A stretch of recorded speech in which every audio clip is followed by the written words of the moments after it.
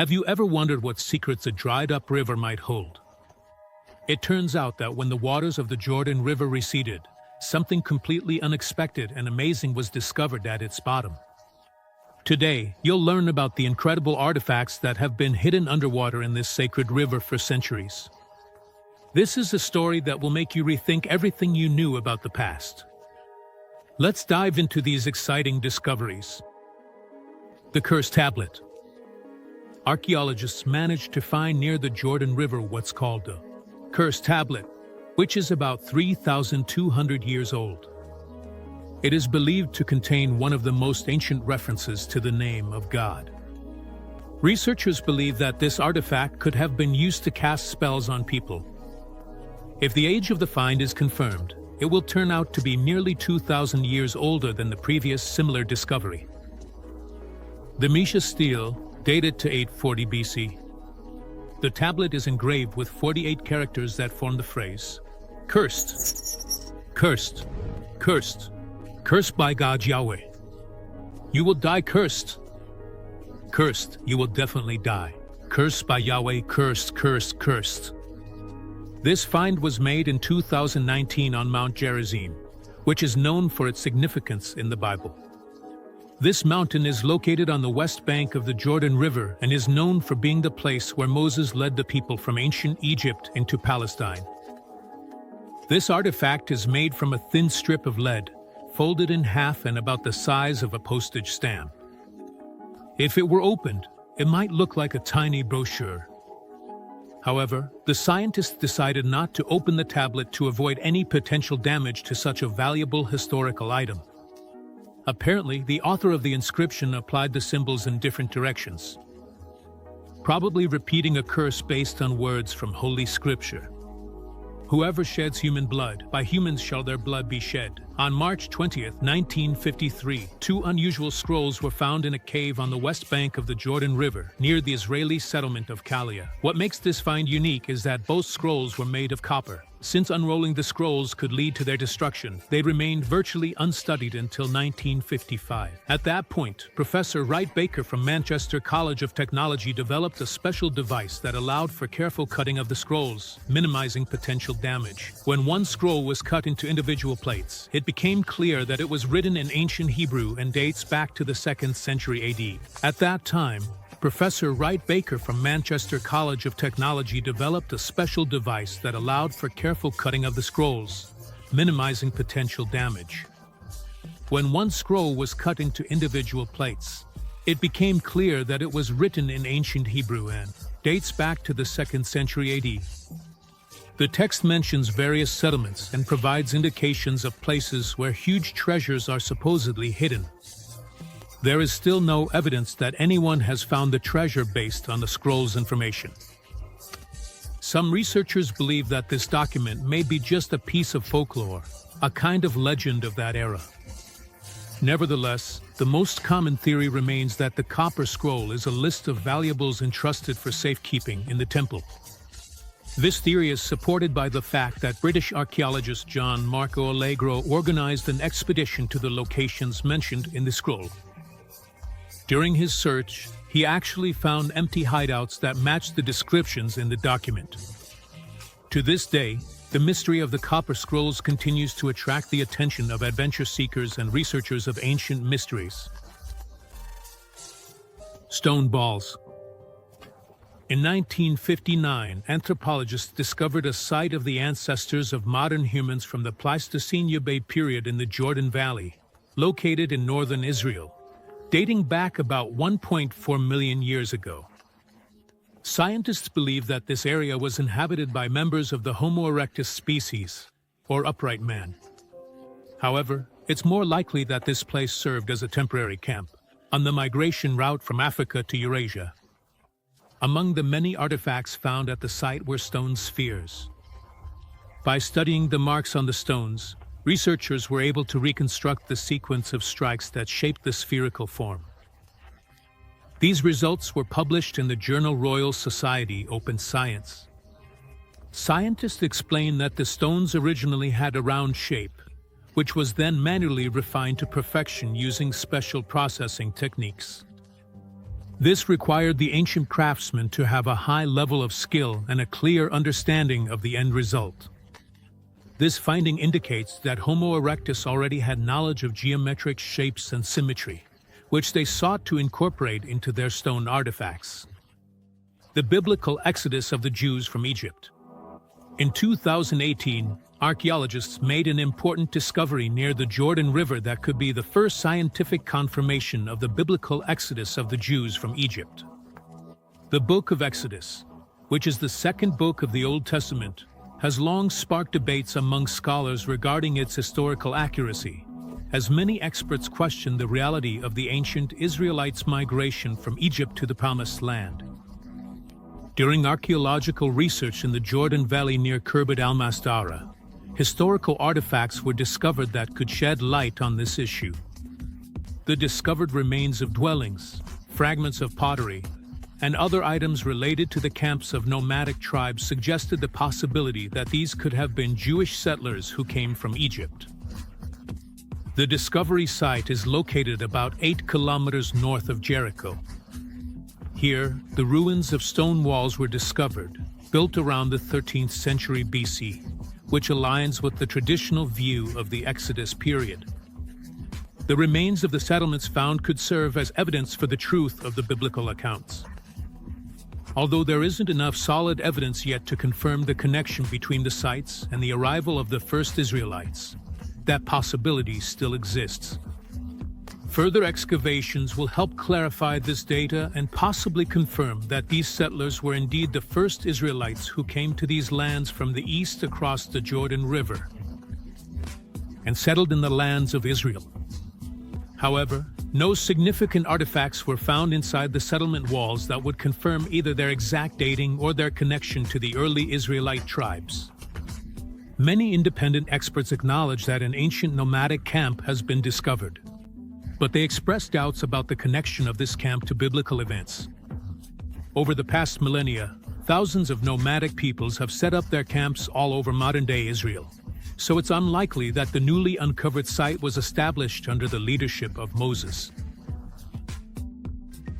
WowFacts. A team of archaeologists from the University of Sydney, Australia, discovered numerous artworks that once adorned a royal palace. While excavating in the Jordan River Valley in 2019, the findings were made in Jordan at the site of the ancient city of Pella. A team of Australian archaeologists in the Jordan River Valley discovered exceptional artifacts among the ruins of a large stone building, which they believe was the palace of a ruler. We found a lot of beautiful little items made of wood, bone, ivory, faience, glass, and metal, said the head of the expedition, Stephen Berg. The items were found in one of the rooms of a luxurious late Bronze Age residence. Some of them are of exceptionally high artistic quality. According to Burke, his team discovered several more rooms in the massive Iron Age building. They found a lot of ceramic vessels in them. This building was constructed solidly and was also part of the royal palace. It measured 98.5 by 98.5 feet. 98.5 by 98.5 feet. Analysis showed that the building was destroyed by fire around 800 BC, likely as a result of an enemy attack. In total, over the years of excavations in the city, more than 45 rooms have been discovered, many of which were used for storing oil and grain, as well as for housing grinding stones and looms. They also uncovered kitchens and a monumental entrance. In addition, the archaeologists found massive stone terraces and strong gates dated to the period of 3200 to 2800 BC, 1200 to 2800 BC. The Jordan River. The Jordan River, flowing between Jordan and Israel, is of immense significance both geographically and historically. It borders several countries, including Syria, Lebanon, and the west bank of the Jordan River, which is controlled by Israel. The Jordan River flows into the Dead Sea, which is the lowest point of land on the planet. The river itself also holds a unique position. As the lowest river in the world, it stretches for 223 miles. The width of the river varies from 16 to 131 feet. but navigation on it is impossible. After flowing through the Sea of Tiberias, or the Sea of Galilee, the river runs through the Jordan Valley, heading toward the Dead Sea. The water in the Jordan is murky for most of the year because of the muddy bottom and the fast current that stirs up the silt. The water clarity improves in the summer when the number of visitors decreases, and the current gets calmer. In the summer and fall seasons, the water level drops significantly. And in some places, you can even cross the river on foot. The environmental situation around the river is raising serious concerns. There's a threat of the Jordan completely drying up, and ecologists are insisting on urgent action. Another major issue is the pollution of the river with wastewater. At the UN Climate Change Conference in November 2022, the authorities of Israel and Jordan committed to reducing pollution levels, but details on specific measures are still lacking. The name of the river is linked to various interpretations from Semitic languages. It can mean drainage ditch to make noise to babble, or to flow to descend. In Arabic, the river is known as Al-Ardan, and in Hebrew, it's called Hayarden. The name of the river is the source of the names for the country of Jordan and the region of the west bank of the Jordan River. What's the religious significance of the Jordan River? The Jordan River holds deep spiritual and cultural significance for the people living along its banks. For centuries, it has symbolized life, stability, and prosperity. Moreover, the river has become an important symbol in the history of religion, including Islam, Judaism, and Christianity. In the Old and New Testaments, the Jordan River is mentioned multiple times as a place of great miracles. For example, according to the Old Testament stories, the waters of the Jordan parted before Joshua, allowing the people of Israel to enter the Promised Land after many years of wandering in the desert. The prophets Elijah and Elisha also crossed the river Pasuka, who performed many healing miracles there. For Christians, the Jordan River is sacred. Since Byzantine times, there has been a belief in the healing power of its waters. The Gospel tells us that it was on the banks of the Jordan that John the Baptist preached and baptized Jesus Christ. Today, this place attracts millions of pilgrims who come here to undergo a symbolic baptism in the same waters where the Savior himself was baptized 2,000 years ago. Drought and climate change in the Middle East. Climate change has been significantly impacting the Middle East for a long time, and now the region is facing its devastating consequences. The temperature in this region is rising faster and higher than in most other parts of the world. Experts predict that the rise in temperatures in the Middle East is happening 2 to 7 times faster than the global average. The increase in temperatures due to climate change could lead to a decrease in precipitation, which will negatively impact water supply and agriculture. Even though 12 out of the 17 countries in the Middle East are already facing water shortages, the region may encounter an even more severe lack of water resources in the coming decades.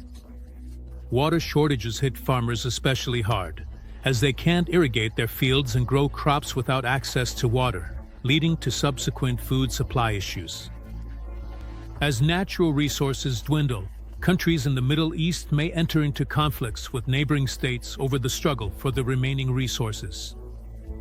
Existing conflicts in the region could escalate due to climate change.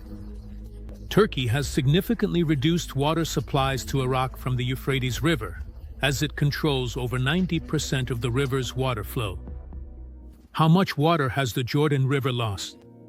The daily decrease in the water volume of the Jordan River is caused not only by drought and climate change, but also by other factors like pollution and water diversion. The last factor is largely driven by conflicts in the Middle East, including the Six-Day War between Israel and Jordan in 1967 and the civil war in Syria that started in 2011. The Jordan River is used by opposing sides in the Israeli-Palestinian conflict to pressure each other. Israel uses about half of the river's water, with Syria and Jordan taking the rest. The opposing sides sometimes use water diversion from the river as a means to pressure each other, trying to limit their opponent's access to vital resources. Israel uses about half of the total water volume from the river, while Syria and Jordan take the remaining portion. This process leads to a decrease in water levels and the gradual shallowing of the river. If the river used to supply about 46 billion cubic feet of water to the Dead Sea every year, today that number has dropped to just 706,762 cubic feet. The Jordan River in 2024. Due to climate change, drought, and the ongoing conflict in the Middle East, the Jordan River could completely dry up by 2024. If the countries in the region keep polluting the water and diverting it from neighboring states, the water level in the river will drop significantly. However, the Jordan River can be saved from drying up if the conflict in the Middle East calms down. In addition, it's essential to change the policy on environmental stability to take into account the impact of climate change on water supply in the region. Although the future of the Jordan River is uncertain, it is likely to completely dry up in the next few years if no measures are taken to fix the situation. Of course, in the dry riverbed, scientists find many important artifacts related to the lives of our ancestors. But if this poses an ecological disaster, then they probably aren't worth it. Hey friends, I have an interesting proposal for you. You have a unique opportunity to become part of our team. If you have video editing skills, you can voice over videos in Russian, English, and other languages. Or write interesting scripts. We'd be happy to work with you. Message our Telegram bot. The link is in the description. That's all for today. See you later, everyone.